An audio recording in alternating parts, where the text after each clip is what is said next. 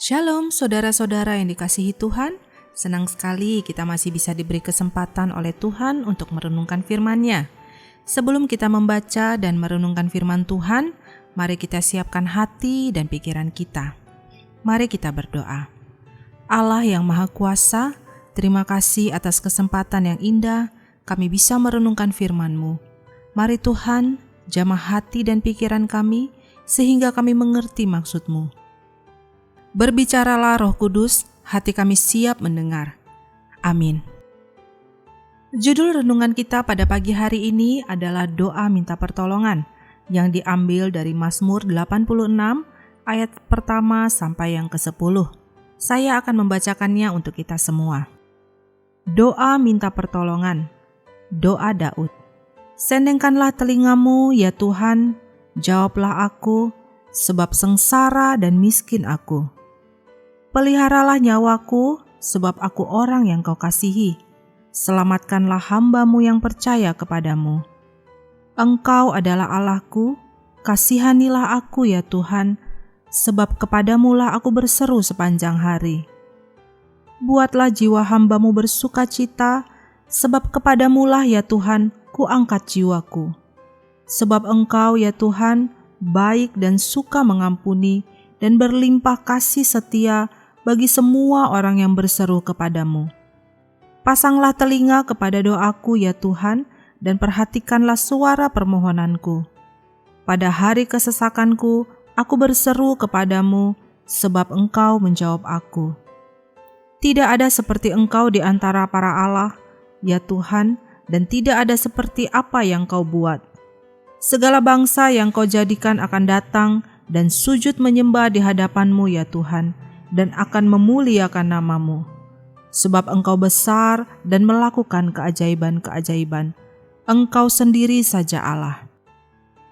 Saudara-saudara yang dikasihi Tuhan, berapa banyak dari kita pernah melihat atau bahkan kita sendiri apabila memiliki permasalahan, kegelisahan hati, kesedihan, perselisihan dengan orang lain, bahkan ketika kita berdoa kepada Tuhan, kita melakukannya di sosial media. Saya pernah membaca status di Facebook begini, "Ya Tuhan, tolong sembuhkanlah anakku yang sedang sakit." Bahkan pernah saya membaca status seorang teman yang mencurahkan kegalauan hatinya menghadapi masalah rumah tangga. Bukan hanya status yang pendek, tetapi status yang panjang lebar, serta menjelaskan secara mendetail duduk perkara yang sedang dia alami. Sehingga semua orang yang berteman dengannya di media sosial tersebut sangat jelas mengetahui kondisinya saat itu. Lalu, kolom komentar pun penuh dengan kalimat-kalimat yang seolah menguatkan dan lainnya kepo ingin tahu lebih dalam duduk permasalahannya. Dan semakin serunya lagi, si pembuat status semangat membalas setiap komen yang masuk. Lalu apakah dengan demikian permasalahannya akan selesai atau setidaknya akan berkurang? Tentu tidak. Bahkan kemungkinan masalah rumah tangga mereka bisa menjadi semakin runyam. Atau ada juga tipe orang yang cenderung mudah menceritakan permasalahannya kepada orang lain tanpa melihat kapasitas orang tersebut, yang penting lega sudah cerita kepada orang lain. Terasa seolah masalah berkurang atau selesai. Saudara-saudara, tahukah kita bahwa acap kali hal ini bisa mendatangkan kekecewaan bagi kita? Karena bisa saja orang tersebut mau menolong tapi tidak memiliki kemampuan atau memang sama sekali tidak punya keinginan untuk menolong kita. Hari ini kita belajar dari Daud, bagaimana dia meminta pertolongan kepada Tuhan ketika dia ada di dalam suatu permasalahan yang sangat besar. Di ayat 1 Daud berkata, "Sebab sengsara dan miskin aku." Tentu saja kita tahu bahwasanya Daud bukanlah orang miskin. Dia seorang raja. Tetapi itulah ungkapan hatinya saat itu. Permasalahan yang dihadapinya sangatlah berat, membuat dia begitu sengsara, sehingga harta dan jabatan yang dimilikinya saat itu menjadi tidak ada apa-apanya dibanding masalah yang dihadapinya. Bisa dibayangkan bagaimana beratnya. Dan di saat terbeban berat itulah Daud datang kepada Allah. Dia berdoa meminta pertolongan Tuhan karena Daud tahu bahwa Tuhan itu baik, suka mengampuni, dan berlimpah kasih setia bagi semua orang yang berseru kepadanya. Kuncinya adalah berseru kepada Tuhan, berdoa kepada Tuhan, datang kepada Tuhan, maka Tuhan akan menolong kita. Tidak ada masalah atau persoalan yang terlalu besar untuk Tuhan. Apapun permasalahanmu, apapun kegelisahan hatimu, minta tolonglah kepada Tuhan, karena Tuhan itu besar. Dia melakukan keajaiban-keajaiban. Hanya Tuhan sajalah yang sanggup menolong kita. Di tengah kondisi sekarang, begitu banyak persoalan yang muncul semenjak COVID melanda seluruh dunia.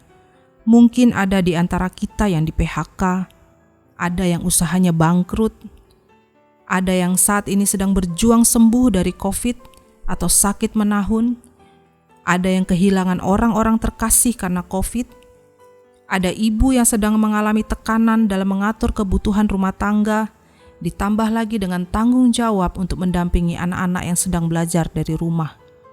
Atau masalah apapun yang sedang kita hadapi saat ini yang membuat kita putus asa, bahkan sempat tergoda untuk mengambil jalan pintas. Hari ini Daud mengajarkan kita untuk merendahkan hati dan diri kita di hadapan Tuhan, berseru, minta pertolongan dan kasih Tuhan. Percayalah, Tuhan sanggup melakukan keajaiban besar dalam hidup kita. Tuhan Yesus memberkati.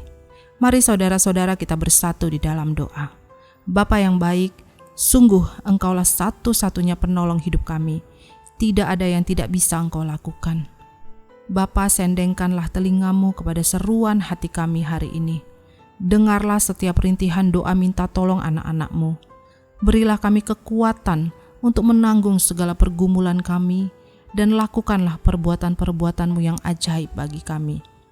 Kami menyerahkan seluruh pergumulan kehidupan kami kepadamu. Tuhan, saat ini kami ingin membawa bangsa kami kepadamu. Tuhan, tolong pulihkan bangsa kami dari pandemi yang melanda. Tolong para pemimpin menemukan cara untuk mengatasi masalah ini. Tolong juga kami seluruh rakyat Indonesia bersatu untuk patuh dan taat dengan aturan yang sudah ditetapkan oleh pemerintah. Jangan biarkan kami lalai menjalankan prokes.